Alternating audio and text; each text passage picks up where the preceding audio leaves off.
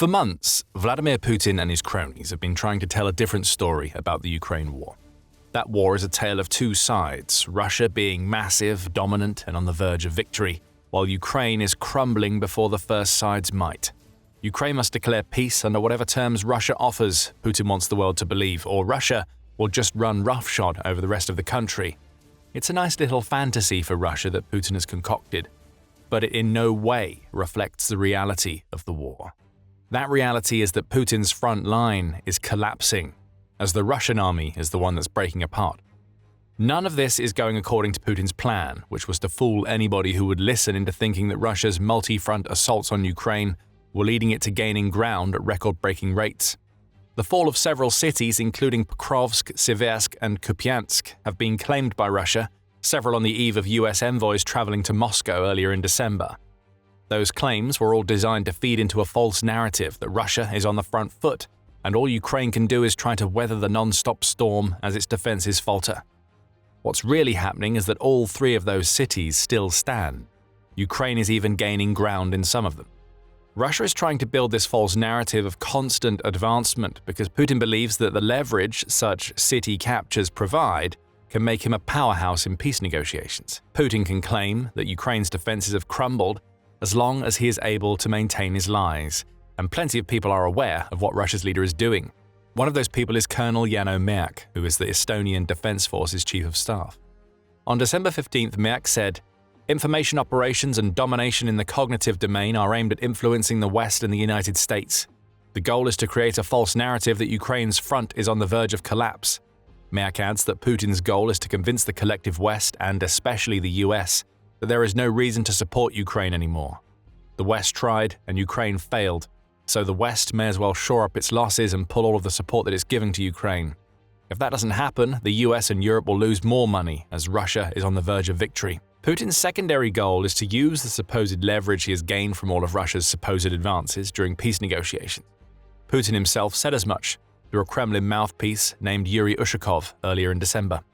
The progress and nature of the negotiations were influenced by the successes of the Russian army on the battlefield in recent weeks, Ushakov declared before adding, "Our Russian soldiers, through their military exploits, have helped make the assessments of our foreign partners regarding the path to a peace settlement more appropriate." Truth doesn't factor into Putin's equation. He's presiding over a military that's exaggerated the gains it made between January and September 2025 by more than 1,200 square kilometers, or about 463 square miles, United 24 media reported in September. Lying about battlefield advances is nothing new for the Kremlin, as these lies all feed into the narrative that Putin wants to create about Russia being the military superpower it's supposed to be. There's just one problem, and it's a big one. The narrative doesn't match the reality of the war. Russia's lies are being exposed to the point where it's clear that the offensives that Putin has falsely claimed are making gains have actually been weakened so much that Russia's soldiers are primed to become victims of Ukrainian counterattacks. That's according to a December 15th Euromaidan press report, which draws from an assessment by the Institute for the Study of War, or ISW, to demonstrate that Russia's frontline soldiers are far from a dominating force. Quite the opposite, in fact, as those soldiers are exhausted, under-equipped, and are beginning to crumble as Putin demands that they maintain simultaneous offensives that they simply can't sustain. Those same Russian soldiers also face the prospect of a future assault against the rest of the Donetsk fortress belt, assuming that Pokrovsk eventually falls, and that will only serve to drain the Russians further as Putin continues to stretch the front line. Russia isn't winning, certainly not to the extent that Putin claims. And the ISW highlights what's really happening in Ukraine in a December 14th Russian offensive campaign assessment. Russian forces will likely continue to struggle to maintain the Kremlin's desired multi-pronged offensive operations in different operational directions due to the long-term materiel and manpower costs of such operations, the ISW says of Russia's current claims of dominance across multiple fronts, as well as its future plans in Ukraine. The institute also reports that Ukraine's constant long-range strikes against Russia's oil sector and military infrastructure inside Russia have played a role in the weakening of Putin's offensives. However, as important is the fact that Russia is stretching itself too thin across multiple fronts to maintain what it's attempting to do for much longer. Nowhere is this clearer than in the battles for the Ukrainian settlements of Oleksandrivka and Hulyaypol. In both of these regions, the units that Putin has commanded to take the settlements are stretched to the point of breaking, and they will only have any chance of success if they're reinforced with soldiers that Russia can't send their way. The ISW highlights an assessment conducted by the Ukrainian military observer Konstantin Mashevets, who says that it's the Russian Eastern Grouping of Forces, or GOF, that is operating in these two directions. The GOF will need to regroup or receive troops and materiel reinforcements from other operational directions in order to continue the offensive operations in the Logistical direction. There are only two ways that this could happen. Putin has the option of narrowing the front line, though doing so would shatter the narrative that he's trying to create. Ukraine can't be the country that is collapsing on all fronts when it's Russia that's narrowing the combat lines. The incongruity would be enough for Putin's paper-thin lies to be exposed for what they are, so it's unlikely that there will be any narrowing. Russia's other option is to pull soldiers from other units, as the ISW explains. Mashevets assessed that Russian forces may redeploy some elements of the 36th CAA and the 29th CAA EMD, which are currently operating in the Alexandrivka direction, to the 5th CAA's AOR over the coming weeks, the outlet says. Of course, the issue here is obvious.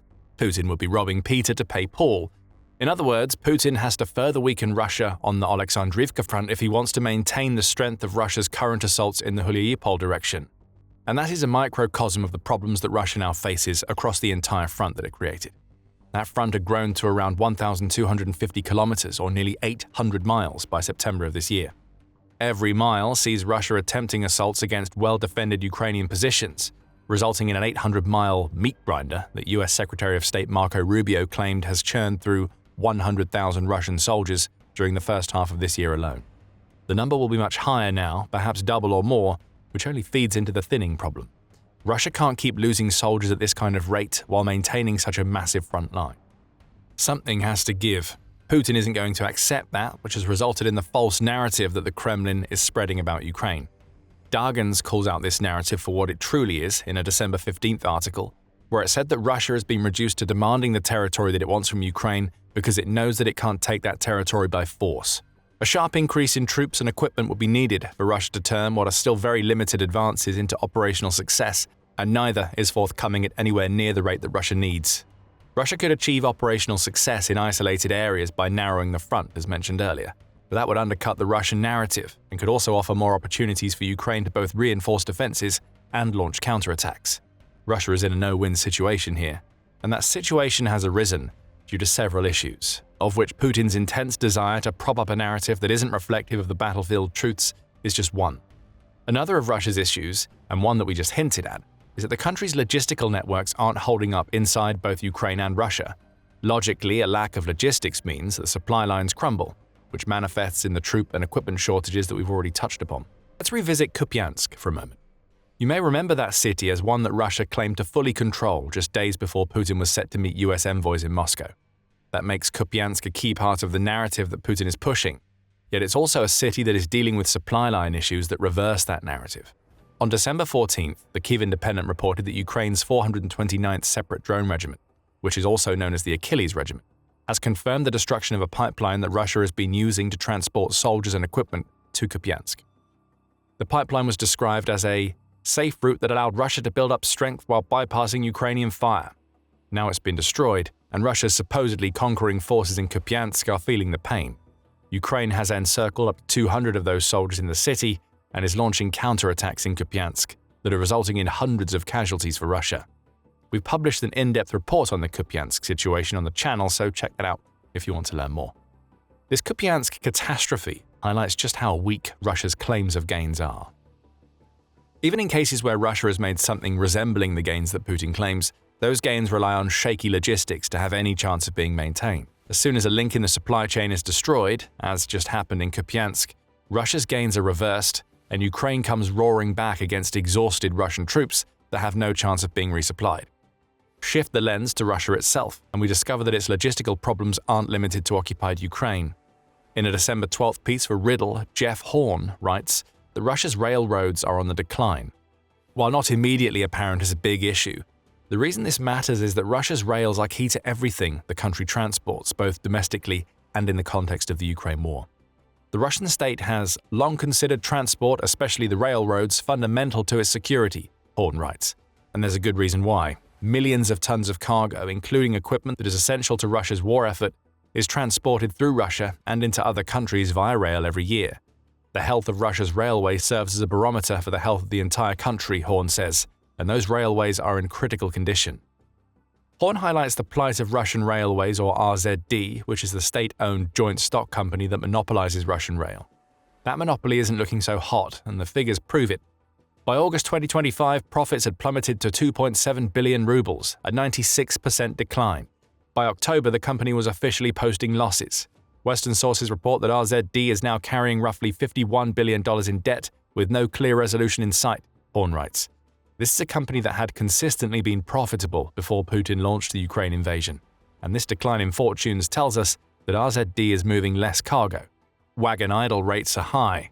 Those wagons transport domestic cargo and military equipment, with less of the latter being moved, impacting Russia's Ukraine war logistics just as much as Ukraine's shattering of supply chains in occupied Ukraine. It's a twofold problem. Russia moves less equipment into Ukraine, and the equipment that does enter the country either doesn't get to where it needs to go, i.e. the front lines, or is delayed so much that exhausted Russian troops falter before it arrives. This is what it means to be stretched thin. Sticking with the theme of Russia's equipment, the evidence of Putin's logistical nightmares is plastered all over the Ukraine war. On November 29th, The Telegraph reported that Russian troops fighting in the Lyman direction are now being sent into battle without the basic necessities that any soldier operating on foot should have. Helmets and bulletproof vests are nowhere to be found among dozens of Russian units assaulting positions in Lyman, which naturally leads to soldiers being torn up by Ukraine's drones. As much as Russia may be struggling economically right now, it's not at the point where it can't afford to make such basic equipment. Its problem is that this equipment isn't being moved to the front lines quickly enough for it to be used in the non-stop assaults that Putin commands. Russia's supply line issues have even led to it coming up with novel and sometimes ridiculous solutions. Substantial equipment losses, which means the destruction of untold numbers of tanks and armored vehicles, have led to Russia using donkeys to transport ammo. That's according to the National Security Journal, which said in an October 2025 report that Russia's beasts of burden are also now being relied upon to evacuate wounded soldiers from the drone-infested kill zones that Ukraine has created around all the cities that Russia claims to have taken. Donkeys don't have built-in defenses against drones. More Russian soldiers are dying who might have otherwise survived because their evacuation relies on animals rather than equipment. Ironically, the combination of logistical issues and equipment shortages led to a situation in which Russia was losing much less equipment in September 2025 than it had in the previous few years of the war. Losses of tanks, armored personnel carriers, and other vehicles were all down, the iStories reported. But that had nothing to do with Russia improving its tactics. Rather, Russia was running out.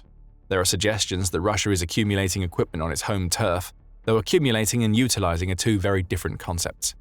The Russian army may indeed be accumulating equipment, but to use it effectively, two conditions are needed, says an anonymous expert. First, a breakthrough in Ukrainian defenses is required. Second, there must be open terrain behind AFU positions, the iStory says. The breakthrough isn't happening, which renders the second requirement moot. Russia's crumbling front lines and poor logistics means that any accumulated equipment isn't going to be of much use to Putin's forces. However, as we mentioned before, Putin isn't going to narrow the front lines and destroy the narrative he created. He will order his soldiers to fight on, regardless of Russia's many logistical and equipment issues. Pushing deeper toward Ukraine's Donetsk fortress belt will be on Russia's agenda, assuming Pokrovsk eventually falls.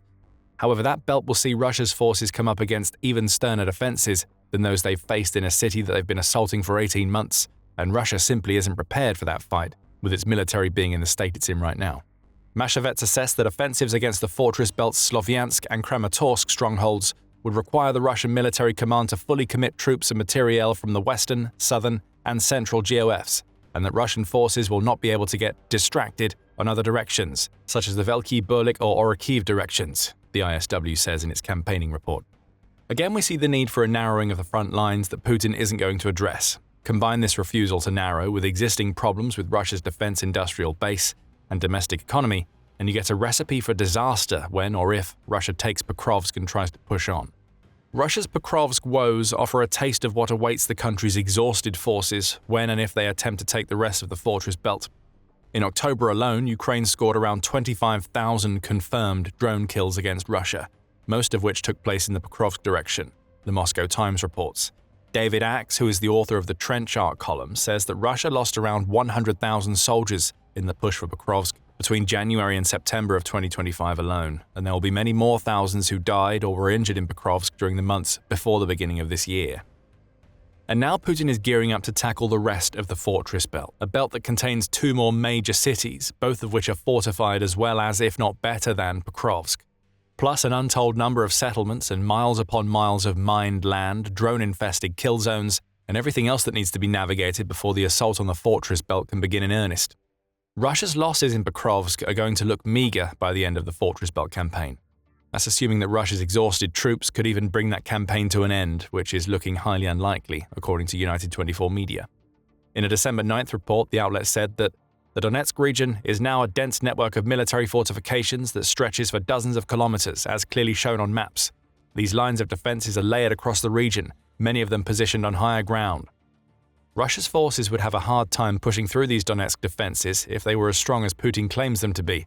But the tired, ill-equipped and battered remnants of the Russian forces that are already being pushed back across multiple parts of the front lines will stand no chance in toppling the fortress belt.